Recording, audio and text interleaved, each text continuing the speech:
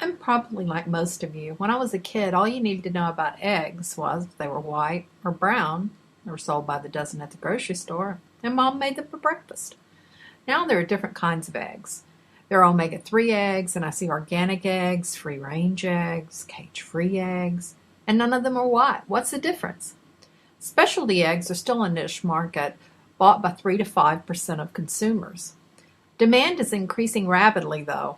Specialty eggs cost more because value is added by adding nutrients to feed or changing the way laying hens are managed. Demand is driven by affluence, philosophy about animal welfare, and health concerns. First, let's look at the kind of specialty egg and designer eggs. Eggs with brown shells aren't really specialty eggs, but you often see them in health food stores. Nutritionally, are they really any different from eggs with white shells? The answer is no.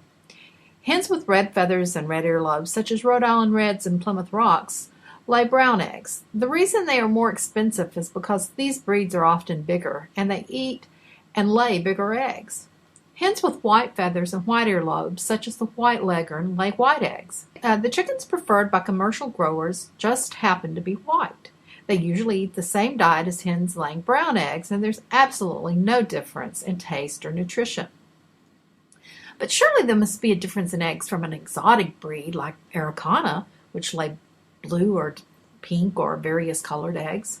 Sorry, the answer again is no. The Araucana breed comes from Chile, but their eggs taste absolutely the same. Eggs labeled organic are produced by eggs whose feed does not contain most conventional pesticides, fungicides, herbicides, or commercial fertilizers. The feed is vegetarian and must be certified organic. Hens that lay eggs labeled organic also must be free range or range outdoors. These hens don't get growth hormones or antibiotics either, but it's illegal to use any kind of hormones in U.S. commercial egg production, and antibiotics are used only to treat sick birds. In fact, if you see a label touting no hormones, that label is misleading because it implies other egg products may contain hormones. The National Organic Standards Board, appointed by the U.S. Secretary of Agriculture, has established national guidelines that must be met by producers who say their eggs are organic. Producers using the word organic earn certification from the USDA's National Organic Program, although producers with sales of less than $5,000 are exempt from certification. All natural on a label is meaningless because all eggs are natural. Vegetarian eggs are produced by hens whose feed is free of animal byproducts. Hens can be free-range, cage-free, or conventional caged, because this label refers only to their feed. All organic eggs will be vegetarian. But in theory, all vegetarian eggs don't have to be organic. Pasteurized shell eggs have been heat treated to kill potential salmonella bacteria in the egg. The FDA Food Code defines regular shell eggs as potentially hazardous because of the possibility of salmonella, but exempts pasteurized shell eggs. If you want to make homemade ice cream or Caesar salad dressing with raw eggs, these are a good choice. Traditional pasteurization methods cook the egg, so pasteurized shell eggs have only been on the market since the 1990s when a patented egg pasteurization method was developed. Pasteurized eggs are coated with food-grade wax to prevent recontamination and stamped with a red P to distinguish them from other eggs. Fertile eggs come from a hen that had the opportunity and may have mated with a rooster, which means they were probably not caged. Most commercial eggs are unfertilized since laying hens are kept away from roosters. Some ethnic groups consider fertile eggs a delicacy, but they are no more nutritious and taste no different than regular eggs. The embryo doesn't develop if the eggs are refrigerated soon after laying. At one time, eggs from broiler breeder flocks could be sold when there was an excess of hatching eggs in the poultry meat industry.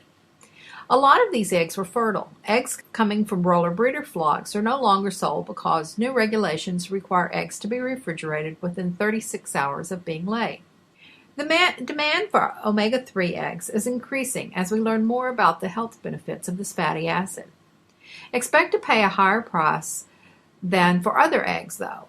Hens laying omega-3 eggs are fed a diet containing ingredients such as ground flaxseed, marine algae, or fish oils. Omega-3s generally taste and cook the same as other eggs. They typically have a higher vitamin E content. Some scientists and nutritionists say these designer eggs are a realistic way to help Americans eat more omega-3 fatty acids. The FDA specifically prohibits egg producers from linking omega-3 content to heart health, though, because of eggs' cholesterol content. Omega-3 eggs do contain 3 or 4 times as much omega-3 as standard eggs, as much as a 1-ounce serving of an oily fish such as salmon. Seeing omega-3 on a carton of eggs doesn't tell you whether the hen that laid the egg is kept in a conventional cage, is cage-free, or is in a free range. Increasingly, large commercial egg farmers are marketing omega-3 eggs, but omega cannot be used as a brand name or identity. Like omega-3 eggs, lutein eggs are laid by hens fed a specially formulated diet.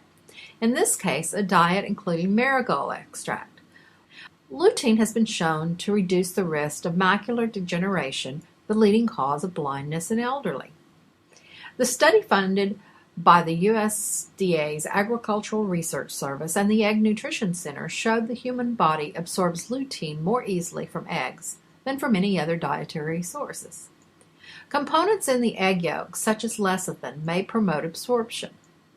The average American consumes only about 2 milligrams of lutein daily, but a salad of 1 egg and 1 cup of spinach would easily double that by providing the equivalent of about 4 milligrams of lutein. Using lutein egg would add even more lutein to the diet, but the eggs aren't yet widely available. Some consumers think Arecana eggs have lower cholesterol, but that's not true. Studies have shown that Arecana eggs are actually higher in cholesterol. Genetic selection of hens in an attempt to lower the cholesterol in eggs has not been successful. Although genetic selection of hens has been successful in lowering the ratio of yolk to whites in eggs, the size of the yolk has an impact on the amount of cholesterol in eggs. Scientists have had the most success in lowering the egg's cholesterol content by changing the hen's diet, altering the fatty acid content.